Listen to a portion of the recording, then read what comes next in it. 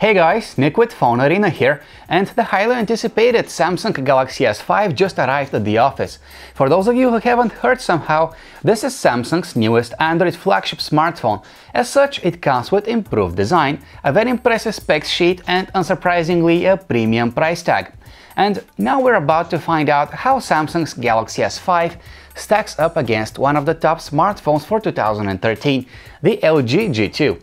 LG's flagship isn't quite as powerful as the Galaxy S5 from a hardware perspective, and its design isn't quite as flashy, but on the other hand, a G2 costs much less, be it on a contract or SIM-free. So let's now compare these two phones and see which one provides the better bang for its money. Unsurprisingly, the Samsung Galaxy S5 has a plastic shell, just like the Galaxy S models before it.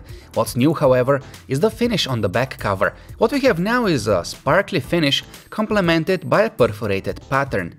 The result is a phone that looks quite fashionable without going over the top with the bling. The LG G2 is also made of plastic on the outside, and it is not a bad-looking phone by any means. When stacked up against the Galaxy S5, however, it looks rather conservative and uninspiring.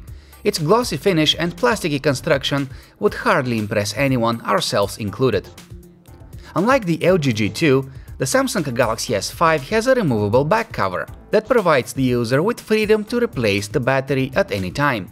Also, below the cover we find a microSD card slot for storage expansion. In contrast, the international LG G2 model, which we are using for this comparison, has a non-removable back cover and no microSD card slot. As far as size is concerned, the LG G2 is slightly more compact than the Galaxy S5. That's remarkable given the fact that the G2 comes with a 5.2-inch display, while the S5 has a slightly smaller 5.1-inch display. Both smartphones are of adequate size for a 2014 flagship. The two weigh a tad over 5 ounces or about 140 grams, which makes them neither light nor too heavy for their size. And speaking of size, phones of this caliber are tricky to use single-handedly. This goes for both the Samsung Galaxy S5 and LG G2 as well. The Samsung Galaxy S5 is a water-resistant phone, which is a trait that few other phones can brag with. That's why its micro-USB port is protected by this removable flap. However, water-resistant doesn't mean waterproof, which is why we don't recommend dropping the S5 in the pool just for fun. The LG G2 is not a water-resistant phone, so you'll have to keep it away from liquids. One peculiar thing about the LG G2 is that its power and volume keys are on the back side. That's a feature you'll either like or not. Overall, the keys are okay, we got used to their placement eventually. Samsung is playing it safe with the Galaxy S5. Its power key is on the right-hand side, while the volume rocker is on the left. Both are well exposed and easy to operate. Below the screen we have a physical home key in the middle, with a back key to the right and a button for our recent apps on the left. The home key has an embedded fingerprint scanner, which can be used to unlock the phone, to restrict access to certain items in your gallery, or to authorize PayPal payments. Of course, we don't mind having it, but it could have been executed better. You see, it isn't always accurate. You have to swipe straight down to unlock the phone, and if your swipe is even at a slight angle, it might not register. In case you're wondering, the LG G2 does not have a fingerprint scanner. What it has is a set of capacitive on-screen keys for back, home and menu. The list of recent apps is accessed with a long press on the home button. Now, as we mentioned earlier, the Samsung Galaxy S5 has a 5.1-inch display, while the LG G2 sports a slightly larger 5.2-inch display. The resolution of both is a typical for a flagship 1080 by 1920 pixels. With these figures in mind, it comes as no surprise that the two displays deliver excellent details regardless of what's being displayed, pictures, videos or plain text. Samsung is using a Super AMOLED display for the Galaxy S5, while the screen on the LG G2 is based on IPS LCD technology. To the naked eye, both displays look great with their intense, vivid colors and wide viewing angles. Our measurements, however, reveal some inaccuracies when it comes to color reproduction. First of all, the Galaxy S5 has several different display modes, which you can switch between from the settings menu. The standard one produces a higher than normal color temperature, which makes whites appear bluish. Colors are also slightly off. In the professional display mode, however, the display produces a bit more accurate colors, according to our measurements. The screen on the LG G2 does not let us modify its color reproduction. Like the cases with the S5, its colors have a rather high temperature. We also measured some slight color inaccuracies, but overall nothing too major. Actually, both of these screens look good enough. They aren't perfect, but in reality we don't think that many would be bothered by their imperfections. Android 4.4.2 KitKat runs on the Samsung Galaxy S5 out of the box. On top of it, we see Samsung's custom Touchwiz interface, which is now flatter and packed with more features than ever. It is quite colorful, as you can surely see, but it is also visually inconsistent. Some menus have a flat, minimalist look, while others appear as if they've been taken out of a cartoon. The heavily modified UI on the LG G2, which just got its update to Android 4.4, is a bit better in that respect, but it is probably too colorful and sparkly than it should be. Thankfully, LG is giving us plenty of customization freedom by letting us pick unlock and transition animations, as well as to switch the UI theme. The default theme is quite flashy, so if you prefer something a bit different, you can always switch to a more modest one. In terms of functionality, features that were present on the previous Galaxy S flagship are found here as well. There are many new apps, of course. For example, the S Health application has been updated to version 3.0. This app is used to track the user's activity during exercise. It shows how many calories you've burned, how many miles you've run, and so on. It provides this data using measurements from the sensors built into the phone. And speaking of sensors, on the back of the phone is found a heart rate sensor, which works together with the S Health application. This sensor, however, isn't as accurate as we wish it was. We gave it a few tries and sometimes it worked, sometimes it didn't. All in all, its success rate appears to be around the 50-50 mark. One of the Galaxy S5 home screens is dedicated to the My Magazine feature, which acts like a personal magazine with curated articles on topics you might be interested in. The service is provided by Flipboard and it has a very user-friendly interface. Multi-window on the Galaxy S5 lets us have two apps opened and running at the same time side by side. For example, we can have a YouTube video playing without having to close our web browser or chat conversation. Speaking of multitasking, the LG G2 has the slide aside feature, which is used for saving up to 3 apps in their current state for later use. That is done with a 3-finger swipe to the side. In addition, the LG G2 also allows certain apps to be opened in a separate window above other apps. On the Samsung Galaxy S5 we find a large and well-spaced on-screen keyboard. It is convenient having an extra row on top with all the numbers, and the dedicated smiley key on the left is a welcome addition. We're quite happy with it, the keyboard is fast and very accurate. Same goes for the on-screen keyboard on the LG G2. It is large with well laid out and easy to hit keys. When it comes to processing power, the Samsung Galaxy S5 has the upper hand.